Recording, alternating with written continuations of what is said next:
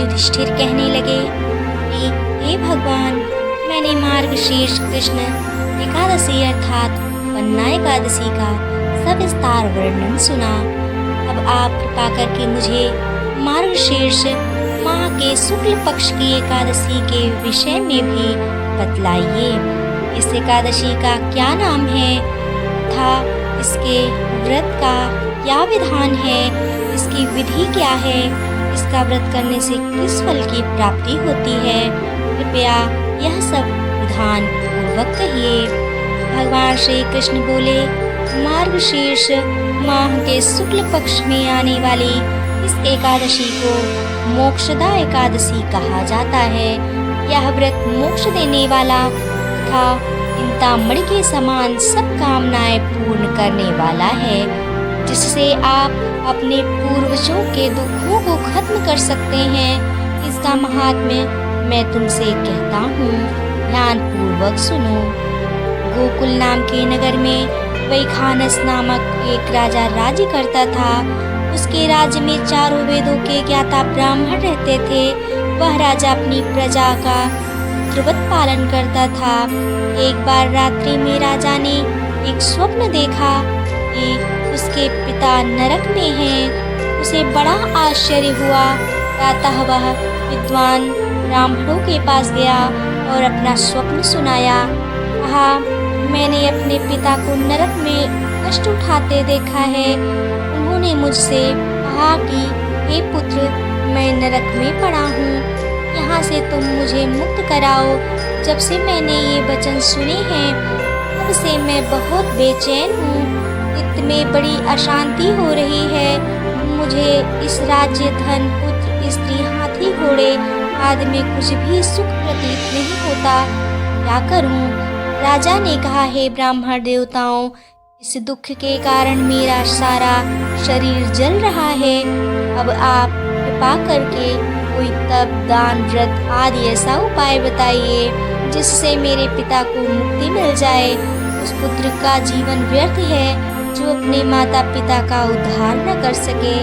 एक उत्तम पुत्र जो अपने माता पिता तथा पूर्वजों का उद्धार करता है, वह 1000 मूर्ख पुत्रों से अच्छा है। जैसे एक चंद्रमा संपूर्ण जगत में प्रकाश कर देता है, परंतु हजारों तारे नहीं कर सकते। ब्राह्मणों ने कहा, हे राजा, यहाँ पास ही भूत भविष्य वर्तमान के ज्ञाता पर्वत ऋषि का आश्रम है। आपकी समस्या का हल वे अवश्य करेंगे। ऐसा सुनकर राजा मुनि के आश्रम पर चला गया। उस आश्रम में अनेक शांति चित्त योगी और मुनि तपस्या कर रहे थे। उसी जगह पर्वत मुनि बैठे थे। राजा ने मुनि को साष्टांग दंडवत किया। मुनि ने राजा से सांगोपांग कुशल पूछी। राजा ने कहा कि महाराज, आपकी कृपा से मेरे राज्य में सब कुशल है, लेकिन अकस्मात मेरे चित्त में अत्यंत अशांति होने लगी है। ऐसा सुनकर पर्वत मुनि ने आंखें बंद की और भूत विचारने लगे।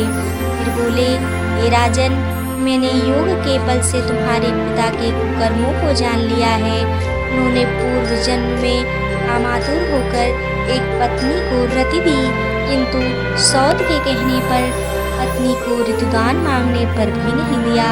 उसी पाप कर्म के कारण तुम्हारे पिता को नरक में जाना पड़ा। अब राजा ने कहा, इसका कोई उपाय बताइए। उन्हें बोले, हे राजन, आप मार्गशीर्ष एकादशी का उपवास करें और उस उपवास के पुण्य को अपने पिता को संकल्प कर दें। इसके प्रभाव से आपके पिता की अवश्य नरक से मुक्ति होगी। मुनि के ये वचन सुनकर राजा महल में आया और मुनि की आज्ञा अनुसार कुटुंब सहित मोक्षदा एकादशी का व्रत किया। इसके उपवास का पुण्य उसने पिता को अर्पण कर दिया। इसके प्रभाव से उसके पिता को मुक्ति मिल गई और स्वर्ग में जाते हुए वे पुत्र से कहने लगे, हे पुत्र, तेरा कल्याण हो। यह कहकर स्वर्ग चले गए। मार्गशीर्ष मास के शुक्ल पक्ष की मोक्षदा एकादशी का जो व्रत करते हैं, उनके समस्त पाप नष्ट हो जाते हैं। इस व्रत से बढ़कर मोक्ष देने वाला और कोई व्रत नहीं है।